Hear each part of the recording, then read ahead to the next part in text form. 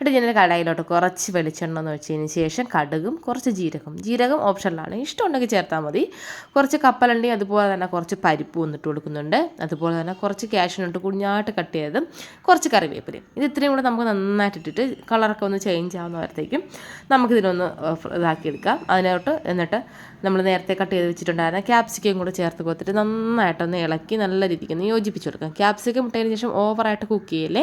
ഇതിലോട്ട് എരിവിനനുസരിച്ചുള്ള മുളക് പൊടി, കുറച്ച് മഞ്ഞൾപ്പൊടി, ഞാനിതിലോട്ട് നമ്മുടെ ഗരം മസാലയും കൂടെ ചേർക്കുന്നുണ്ട്. ഗരം മസാല നിങ്ങൾക്ക് ആ ഒരു ഫ്ലേവറൊക്കെ ഇഷ്ടമാണെങ്കിൽ മാത്രം ചേർത്താൽ മതി. എന്നിട്ട് ഞാൻ കുറച്ചൊരു ഗരം മസാലയും കൂടെ ചേർത്തിട്ട് നന്നായിട്ട് എല്ലാം കൂടെ ഒന്ന് ഇളക്കി ഒന്ന് യോജിപ്പിച്ചൊന്ന് മിക്സ് ചെയ്തെടുത്ത് വെച്ചിട്ടുണ്ട്. ആ ഒരു പച്ചമണമൊക്കെ ഒന്ന് മാറിയപ്പോഴത്തേക്കും ഞാൻ സാധാരണ നമ്മളിവിടുത്തെ ചോറ് വയ്ക്കുന്ന ചോറ് തന്നെയാണ് എടുത്തിട്ടുള്ളത്.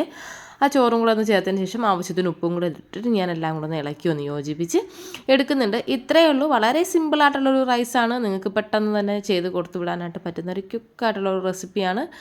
ഒരു വെറൈറ്റി ആയിട്ടുള്ളൊരു ലഞ്ച് ബോക്സ്. അപ്പോൾ ഒന്ന് ട്രൈ ചെയ്ത് നോക്കിയിട്ട് ഫീഡ്ബാക്ക്സ് അറിയിക്കണം. ഇതിനോടൊപ്പം നിങ്ങൾക്ക് എന്തെങ്കിലും പിക്കിള്, സലാഡ്, അതല്ലെങ്കിൽ ചിക്കനോ അല്ലെങ്കിൽ ഫിഷോ എന്താണോ നിങ്ങൾക്ക് ഇഷ്ടപ്പെട്ടത് ഫ്രൈ ചെയ്ത ഐറ്റംസ് അതും കൂടെ ചേർത്തിട്ട് നല്ല രീതിയിൽ കഴിക്കാനായിട്ട് പറ്റുന്ന ഒരു വെറൈറ്റി ആയിട്ടുള്ളൊരു ലഞ്ച് റെസിപ്പിയാണ്. ഉറപ്പായിട്ടും ട്രൈ ചെയ്ത് നോക്കിയിട്ട് നിങ്ങളുടെ ഫീഡ്ബാക്ക്സ് അറിയിക്കുക. കണ്ടല്ലോ, കാണാൻ തന്നെ നല്ല അടിപൊളിയായിട്ടുണ്ട്. കഴിക്കാൻ അതിലേറെ രുചിയായിരുന്നു. ഓക്കെ, അപ്പം നമുക്ക് ചാനലിലൂടെ തന്നെ പുതിയ ഒരു വീഡിയോ ആയിട്ട് വീണ്ടും കാണാം. അപ്പോൾ നിങ്ങൾക്ക് ഈ ഒരു വീഡിയോ ഇഷ്ടമായ ചാനൽ സബ്സ്ക്രൈബ് ചെയ്യാനായിട്ട് മറക്കല്ലേ. അപ്പോൾ thanks for watching. Thank you. By.